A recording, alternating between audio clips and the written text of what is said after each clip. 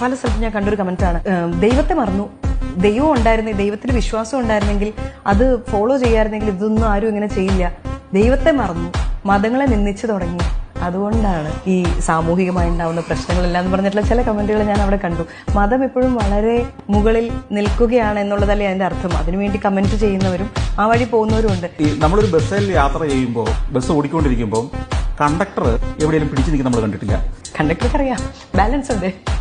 എന്നാൽ പാസഞ്ചേഴ്സ് മുകളിലെ കമ്പി പിടിച്ചുകൊണ്ടിരിക്കും എന്ന് പറഞ്ഞ പോലെയാ. ഈ മുകളിൽ പിടിക്കാൻ കിട്ടിയ ഒരു കമ്പിയാണ് ദൈവം. ഈ കണ്ടക്ടർക്ക് സുപരിചിതമായി ഇത്രയും വർഷങ്ങളായി അയാൾക്കറിയാം ഇത് ബ്രേക്ക് ചവിട്ടിയാൽ അയാൾ നിൽക്കുന്ന ഒരു പ്രത്യേക പൊസിഷനിലായിരിക്കും. മനസ്സിലായില്ലേ? മുമ്പോട്ടും പുറകോട്ടും കാല് വെച്ചിട്ട് അയാൾ നിൽക്കും. അയാൾക്കറിയാം ഒരുമാതിരി ചവിട്ടൊക്കെ വന്നാലും അല്ലെങ്കിൽ ബ്രേക്ക് പിടിച്ചാലും ഞാൻ ബാലൻസ് ചെയ്യും. അയാൾക്ക് ഈ കമ്പി പിടിക്കേണ്ട ആവശ്യമില്ല. ഈ മതമില്ലാതാവുമ്പോ തൊഴിൽ രഹിതരാകുന്ന 10,000-കണക്കിന് ലക്ഷക്കണക്കിന് ആളുകളുണ്ട്. ഗൂഗിൾ പൂട്ടിയാൽ ഉണ്ടാകുന്നതിനേക്കാൾ തൊഴിൽ നഷ്ടം മതങ്ങൾ നിരോധിച്ചാൽ ഉണ്ടാവും.